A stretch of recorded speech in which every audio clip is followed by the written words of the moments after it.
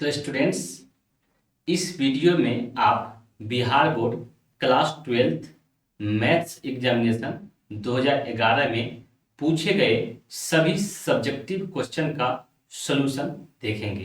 तो चलिए वीडियो को शुरू करते हैं।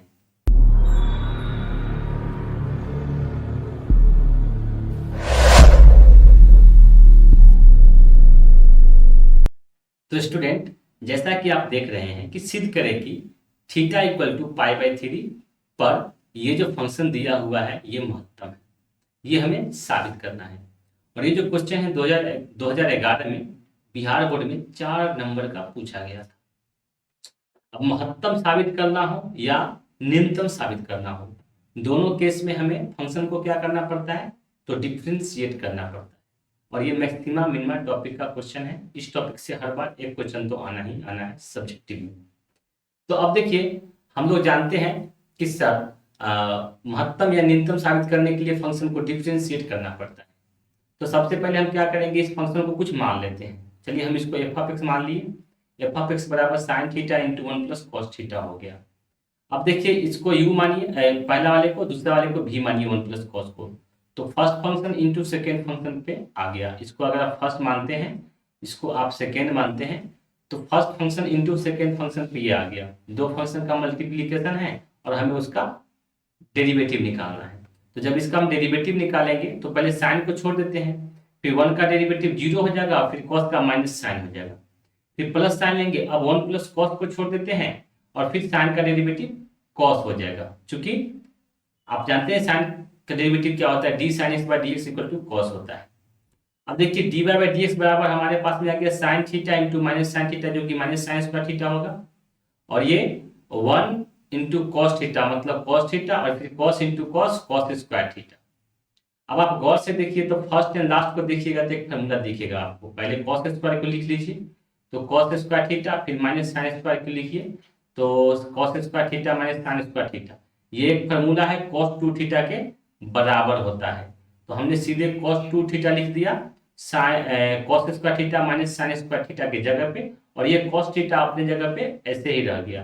तो cos theta plus cos 2 theta मिल गया हमारे पास में। ये जो वैल्यू मिला ये D Y by D X के वैल्यू के बराबर है, मतलब ये D Y by D X मिला हमें, D Y by D X मिला। अब आप देखिए, हम सेकेंड डेरिवेटिव यूज करना चाहते हैं, क्योंकि सेकेंड डेरिवेटिव पे अगर आपको अगर पॉइंट पता हो तो उस केस में आप सेकेंड डेरिवेटिव यूज करके वो पॉइंट मैक्सिमम का पॉइंट है या मिनिमम का, उसको आसानी से निकाल सकते हैं। हमारे पास में ऑलरेडी एक पॉइंट गिवन है, इसी पे हमको साबित करना है कि ये मैक्सिमम है।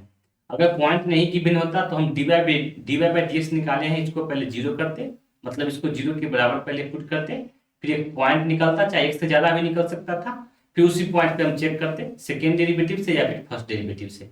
लेकिन जब पॉइंट गिवन हो कि इस पॉइंट पे निकालना है मैक्सिमम या मिनिमम, तो सेकेंड डेरिवेटिव ज्यादा आसान होता है। तो हमारे पास में पॉइंट गिवन है x बराबर पाई बाई 3, इसीलिए हम क्या करेंगे कि हम सीधे फंक्शन को सेकेंड डेरिवेटिव निकाल कर देते हैं। तो इसका सेकेंड डेरिवेटिव करेंगे तो कॉस का डेरिवेटिव होता है माइनस साइन, फिर कॉस 2 थीटा का डेरिवेटिव माइनस साइन 2 थीटा, फिर 2 थीटा का 2 जो यहाँ पे लिखा हुआ है। इसके बाद हम क्या करेंगे, हमारे पास में दिया हुआ था x equal to pi by 3 पे हमको महत्तम साबित करना था, महत्तम साबित करना था, मतलब सेकेंड डेरिवेटिव इस पॉइंट पे निगेटिव आना चाहिए। देखिए सेकेंड डेरिवेटिव यहाँ पे है, ये जो है कुछ व्यर्थ का चीज लिखा हुआ है, इसका कोई यूज नहीं है, गलत लिखा हुआ है, क्योंकि खुद बोला है कि हमको साबित करना है मैक्सिमम। तो पॉइंट हमको पता ही है, तो हम सेकेंड डेरिवेटिव हम फिर से D Y by D X को जीरो के बराबर पुट करके एक्स्ट्रा पॉइंट क्यों निकालेंगे, हमें उसी पॉइंट पे प्रूव करना है जिस X equal to pi by 3 पे, तो हम सीधे इस पे प्रूव कर देते हैं। तो अब देखिए X equal to pi by 3 पे हमको ये साबित करना है कि फंक्शन जो है मैक्सिमम है या मिनिमम है। तो हम क्या करते हैं, X equal to pi by 3 function में डाल देते हैं सेकेंड डेरिवेटिव में, क्योंकि ये जो सेकेंड डेरिवेटिव है यहाँ पे है minus sine theta minus 2 sine 2 theta. तो हम क्या करेंगे, इस वाले में हम x equal to pi by 3 जो गिवन था उसको डाल देंगे। अगर निगेटिव आ गया तो महत्तम, अगर पॉजिटिव आ गया तो न्यूनतम।